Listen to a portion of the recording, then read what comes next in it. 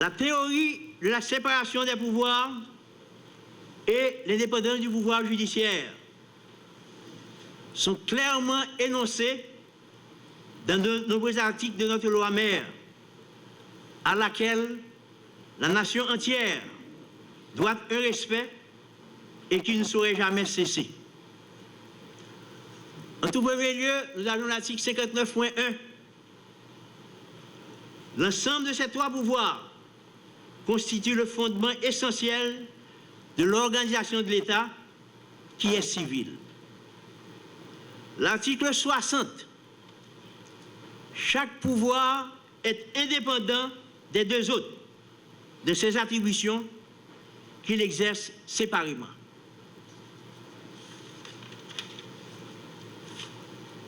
Article 60.1.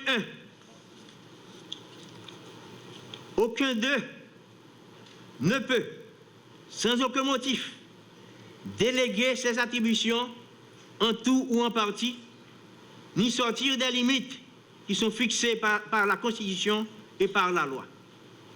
Et enfin, article 60.2, la responsabilité entière est attachée aux actes de chacun de ces trois pouvoirs. C'est pourquoi, de cette série d'activités de commémoration, la 30e année de notre Constitution et du quinquennat du CSPJ, nous célébrons la Constitution, nous affirmons notre indépendance, une application stricte de notre loi mère et de toute la législation haïtienne dont nous sommes le garant. L'indépendance est un devenir. Elle a un passé et un avenir. Nous avons constaté qu'il y a eu des résistances à l'application du principe de l'indépendance. Comment se manifeste cette résistance? J'ai tiré dans le décret du 30 mars 1984, régissant le ministère de la Justice, à l'article 1er, il est clairement dit que l'administration de la justice, et il appartient au ministère de la Justice de formuler et d'appliquer la politique de l'administration de la justice. Et l'article 3 de ce décret qui régit le ministère de la Justice prescrit que le ministre de la Justice veille à ce que la justice soit bien administrée et qu'il exerce un droit de surveillance sur les magistrats. Vous avez vu, il y a une rétention. Pourquoi c'est lui la justice qui administre la justice? Alors qu'au Parlement, il y a une administration du Parlement. Pourquoi c'est la justice qui est administrée par un autre pouvoir? Vous avez vu les résistances. Et la justice doit être indépendante. L'indépendance doit se manifester à l'égard du pouvoir exécutif, du pouvoir législatif, des particuliers et vis-à-vis de toute personne.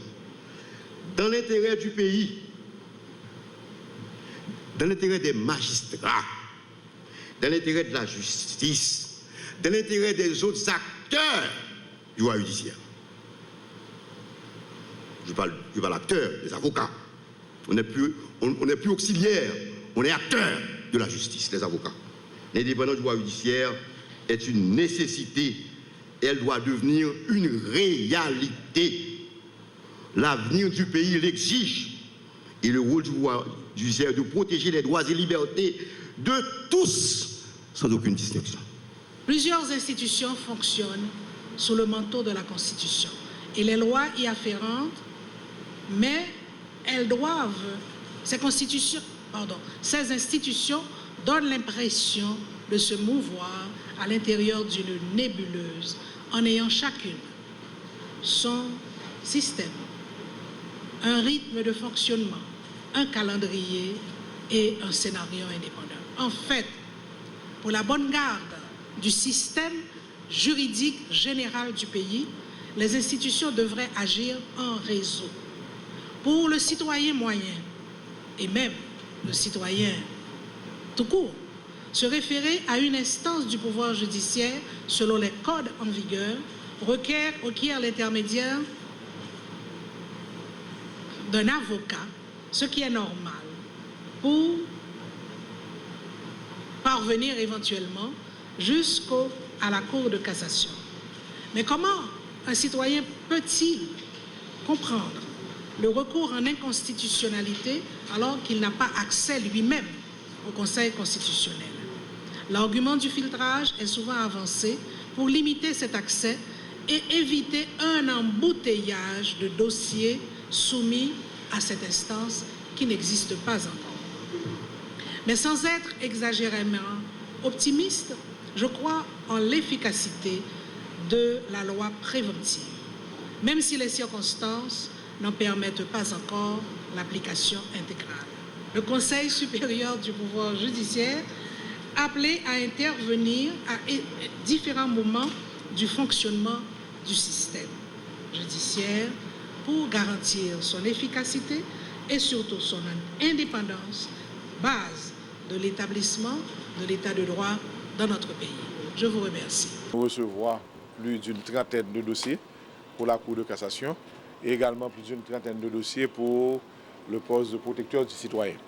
Actuellement, en Assemblée, la semaine dernière, nous remettons dossier à la Commission Justice et Sécurité qui va assurer pour l'analyser, garder est-ce que le dossier respecte les règles prescrites par les lois sur l'organisation judiciaire et la loi sur le statut des magistrats et il va le soumettre un rapport à l'Assemblée qui lui-même pour justement analyser le rapport-là et après analyser le rapport-là, pour le faire choix de 3 noms par siège, puisque il faut nous envoyer 18 noms à raison de 3 par siège pour que l'exécutif là lui-même choisit dans chaque siège que nous présentons 3, l'a choisi yon.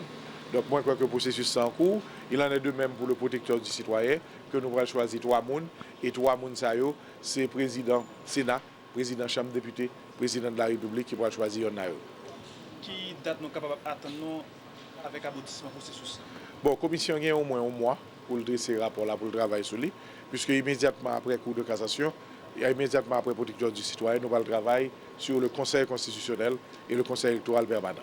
Donc, il y a un mois, c'était la semaine dernière, c'est-à-dire au milieu du mois de mars. Donc, au milieu du mois d'avril, il faut que la commission présente nos rapports pour que nous-mêmes nous puissions statuer sur lui à l'Assemblée. Et je dis, je suis très content, malgré une contrainte de temps que nous avons extraordinaire que nous avons aujourd'hui, nous sommes présents dans la commémoration 30e anniversaire de la Constitution, puisque le sénateur Latortue, lui-même, dans la 48e législature, nous te prend sous nous pour nous te présenter 3 lois fondamentales qui permettent que aujourd'hui, nous ayons indépendance pouvoir judiciaire.